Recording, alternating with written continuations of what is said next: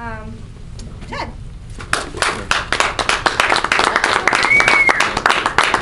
Keep it going, Chelsea. Thank you. For all the other acts you've seen here tonight. I would never dream of doing something so crass as making jokes about all the people that have performed here. Yeah, actually I would. Let's see what you got this time. Okay. I gotta give a shout out to my boy Dan with that cupcake performance right there. I guess practice doesn't make perfect, does it, homie?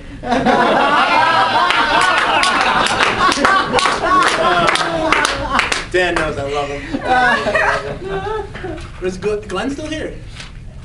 Bailed. Oh man.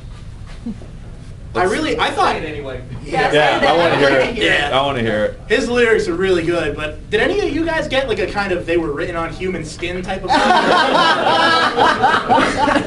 I mean, C-Rock, you put in a solid attempt, but even the song about eyeballs and mason jars was not the creepiest thing I've heard.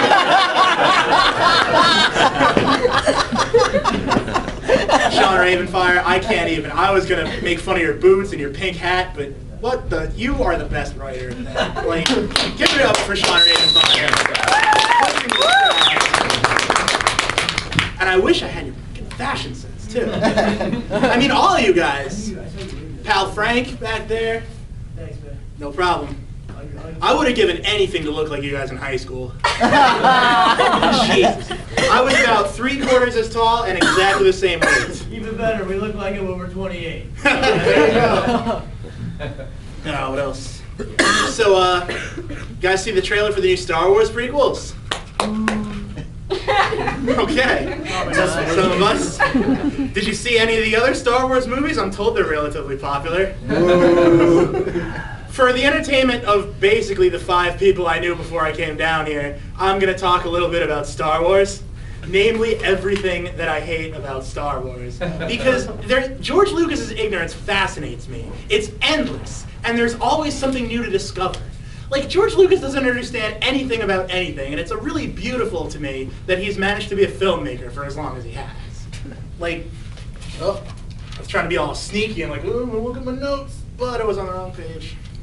I hope you guys like meta commentary, because that's about 1/3 of my time. But like, if you want to, like, George Lucas doesn't understand anything about anything. Like, he said on a couple of occasions that Star Wars, the movies, were intended for like the 10 to 15-year-old age bracket. Now, keeping that in mind, let's run down the first hour of the first Star Wars movie. Intro, there's a big ship chasing a little ship. The little ship is caught. A bunch of scary guys in white armor with skull helmets break in and start shooting everywhere. Then an even scarier guy in black armor comes in and snaps a guy's neck with his mind.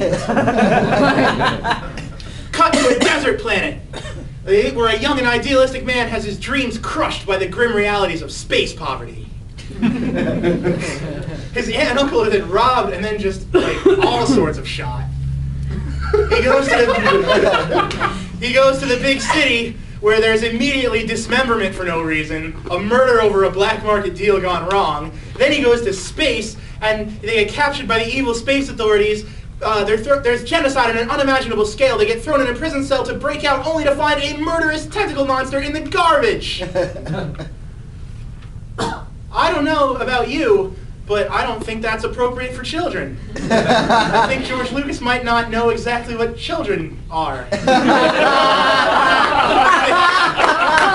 things that they tend to enjoy.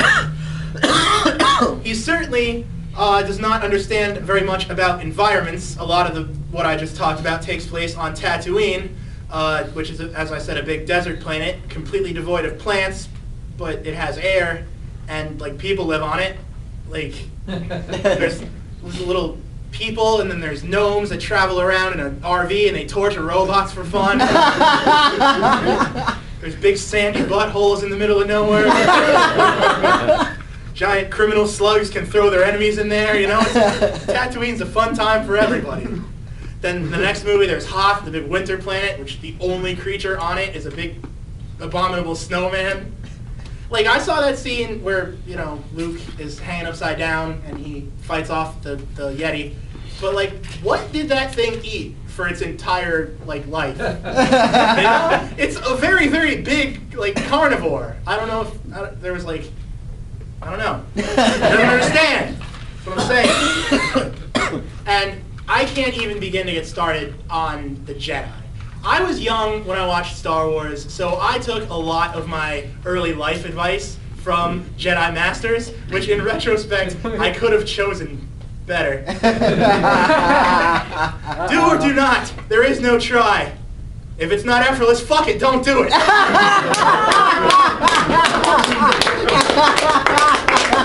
The one thing I learned in college is that is not accurate. Another thing that Jedi will teach you if you listen to them, they'll tell you that you should be afraid of your emotions. Don't let them affect your judgment. Don't ever let them show, because emotions are evil. So you repress them over and over, and then eventually they build up, and then you end up like me. I have, for every emotion that I've ever repressed, I think I put on 10 calories. Oh, man. Their psychic powers are absolute bullshit. They're literally never right once. Not ever, not once. They're like, ooh, we can see the future. Don't go to Cloud City. Don't go save your friends, or they'll all die and you'll fall to the dark side. No. No, everything was fine. And how wonderful for the Jedi. How wonderful for them that everything was fine. They can continue spreading their terrible ideas to everyone. Now, I hate to be, this part I feel a little bad about because it's picking on the prequel films and we know. But the thing about, the Jedi had this prophecy about how there was going to be a chosen one who would bring balance to the Force. He would bring balance to the Force. He would take the light side and the dark side and balance them. But the light side was ahead by a shit ton of points. And they were everywhere. They had thousands of Jedis. There was an army of clones that they had, and they were like, oh, balance. It has to be balanced. Everything has to be balanced. They should have just left Anakin Skywalker where he was. Being George Lucas's idea of a slave seems like a pretty sweet gig. You know, he had enough time in his life as a slave, not only to build, but race illegal space go-karts. And he had enough time to build his mom a robot to help her around the house. You know, C-3PO. This guy. Real helpful around the house, wouldn't you think? Oh my, this womp rat is overcooked.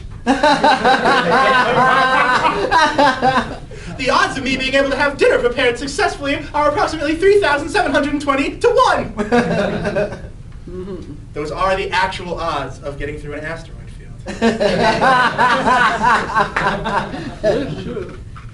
Indeed. Actually, I found out recently the odds are much, much better because there's way more empty space than asteroids. But J.J. Abrams is going to lead Disney's charge making the new Star Wars movies, which I am thrilled about because, as we've discussed, it's not like it's going to get worse. I think that J.J. Abrams did a really good job with Star Trek, and I think he'll do a good job with Star Wars. But you can really tell the difference between Star Trek and Star Wars in the way that it was handled, because J.J. Abrams doesn't like to have old books and novels and whatever, video games, and he was just like, nah, we're not using that. Now in Star Trek, the new movies, this was explained, because you see they went through, people came back in time, and that altered the timeline, and there was a wormhole, and there was a black hole, and there was all sorts of holes, and not plot holes, I guess. With Star Wars, it's, fuck it. We don't need science. Where we're going, we don't need science. I thought that would be funny. I love when commercials talk about how 9 out of 10 dentists will recommend a certain product. What's wrong with that last guy? Is he just contrary? No, I'm not. Everybody likes Crest. Fuck Crest. Brush your teeth with wood and leaves. Speaking of wood and leaves, as I live and breathe, this is Jack Harris's book. Yes, it is. Yeah. Yes! And on CD. Jack Harris! I wish he was here.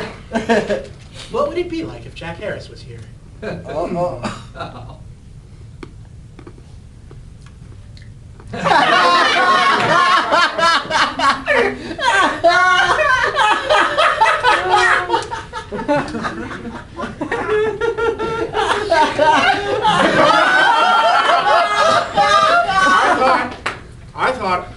of the perfect shellmate for Jerry Shandosh, an alternate universe gay Benjamin Button. They can grow old together and only fall deeper in love as time went on. Perfect. Oh shit! Oh my god! I have nothing but the utmost respect. The first time he said that joke, I thought Benjamin Button. I've never been able to get out of my head.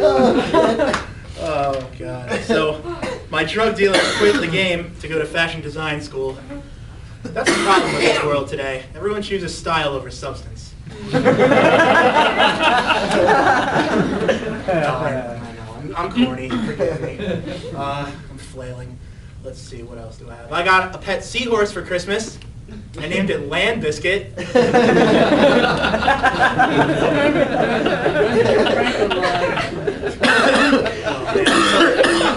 I guess if you guys like jokes about animals, I have a few. I'm gonna get a parrot and keep it in a soundproof room and only play like gangster rap.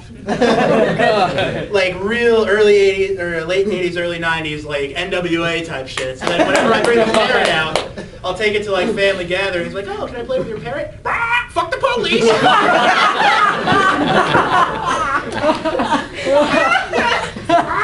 Bitches ain't shit. Oh my god! Oh my god! 1, 2, 3 to the floor.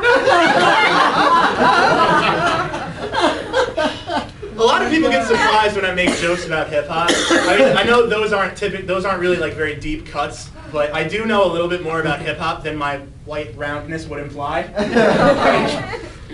People question me about it. They're like, oh, well, you know a lot about hip hop, do you? Well, when you drop some science on us there, Chubby McCrackerbeard. I will.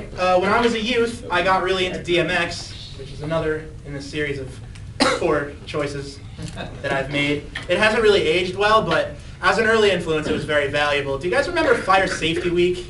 Oh god. This little, my man knows what's up. They're trying to teach you how to react if your clothes are on fire, like there's any other reaction except, oh my god! Whoa! Good save. No, I'm so sorry. Oh my god. That was going to be funny and then I fucked up. I'm okay for that. Whatever it is. Oh my god. Wow, that's what I get for getting arrogant. I was like, normally I would just jump in place and scream when I do that bit, but I was like, there's plenty of room here, I can run around. There couldn't possibly be any negative repercussions. This is why we can't have anything nice. This is exactly why we can't have nice things. That's exactly one rule in the building. There's no microphone, now there's a broken sign, it's just like being back at the Clarions.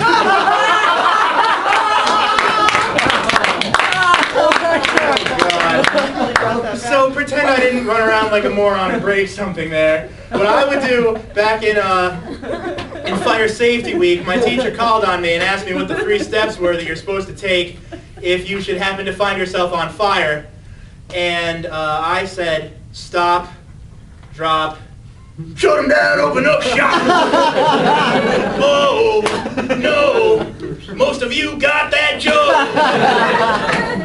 So I'll take that. I think it's bullshit that people claim that rappers are misogynists because they've done a lot for the female community, I think.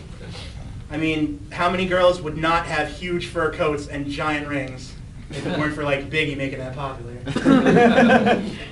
Then there's Making It Rain, which if you want to talk about economic stimulation, I find it hard to find a better example. Like, that is a generous thing to do. For those of you who don't know, Making It Rain, popularized by the hip-hop community, is a ritual where these rappers, they will take handfuls of money and they will throw it on strangers, usually of the exotic dancing variety.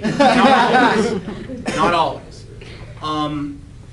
You don't see a lot of other musicians doing stuff like that. Like, you think Willie Nelson's paid a lot of girls light bills like that? Like girls are clawing all over each other for stage time because they heard Death Cab was in town? Local rap I have something of an issue with, because it's all of the like bravado and all of the confidence of like, I guess for lack of a better term, major league rap, but oftentimes without like the rapness to back it up. Like, I have a friend who's a local rapper, and God bless him, he's terrible. He told me once, he said, when I get on the mic, I take no prisoners and I leave no one behind to tell the tale. And I was like, yeah, dude, that's why no one's ever heard of you. Because when I get on the mic, I take all the prisoners I can, and I let them go once they agree to follow me on Twitter. So we're very, very different types of folks. I don't have the confidence for hip-hop, or really almost anything. I'm going to probably go outside and cry after this is over. I'm really only good for like short periods of time. Crying about breaking something. Yeah, I really, really am legitimately super upset about that. I'm not even like kidding. Hey, there's 3 new fire safety rules you can use now. Yes, don't run. Walk, Never don't use run. it in the building though. Yes. Okay, but what was I going to say? Oh, I don't have any confidence, really. I'm kind of ultra shy. I don't know if you could gather that, but I am. I am not very confident, and shy people are really the only people I identify with. But I feel like the word shy has a bit too much of a negative connotation these days, you know? It's like, I think we need a new term, and I've come up with one, fortunately. I think we should refer to shy people from now on as awkward Americans. We're proud and noble people in our own quiet and off to the side sort of way. We, see, like, I don't even know how close I should stand. I'm really frightened that this thing's gonna start yelling, "Exterminate!" You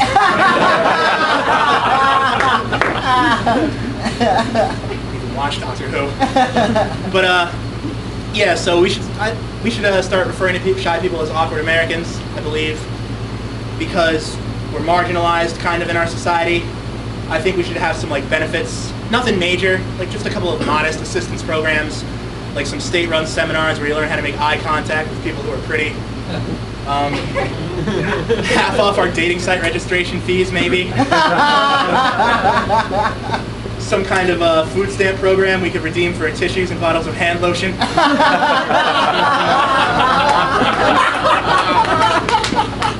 Because I cry so much because I'm so lonely, and my face gets chapped. And then I have to beat my dick until I feel better.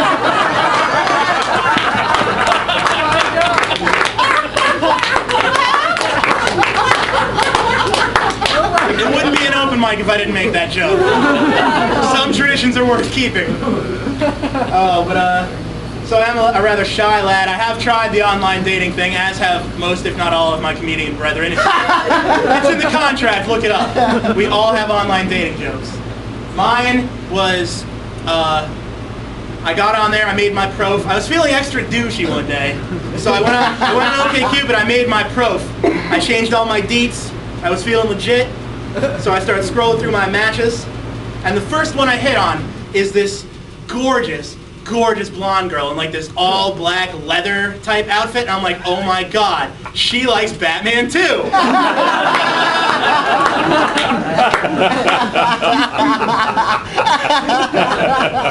This was less than accurate. I was reading through her prof and feeling less and less legit. I was almost legit enough to quit, and I saw the section marked, "You should message me if." And it said, "You should message me if you want someone who will tie you to the bed and drip wax on your chest." What? And basically make you feel like a little boy again. And I thought about it, and I realized that I'm sitting at a computer. I'm sitting at a desk, rather, would be the correct way to put it. I have a boner, and I would really like it to go away. That's how I spent most of my time as a young boy. But that sounds just about right to me. So I messaged her and I said that you are the girl that I deserve, but not the one that I need right now. I'm terrible with women. It's partly, I think, because I look like someone dug up John Belushi and made a suit out of his skin. Wearing it around and seeing how long it lasts.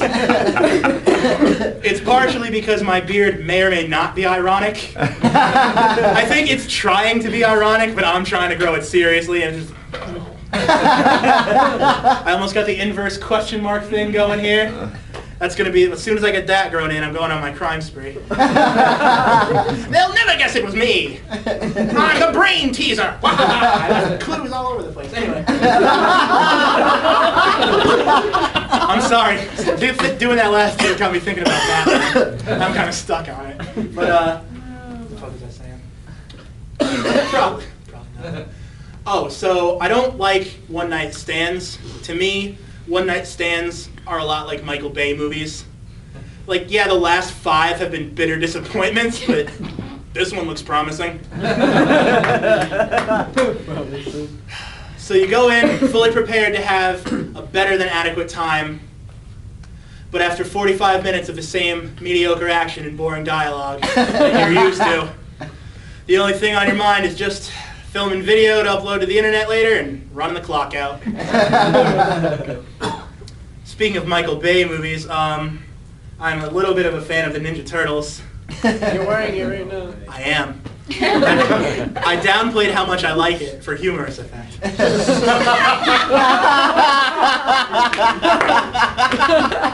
the Ninja Turtles and I go way, way back.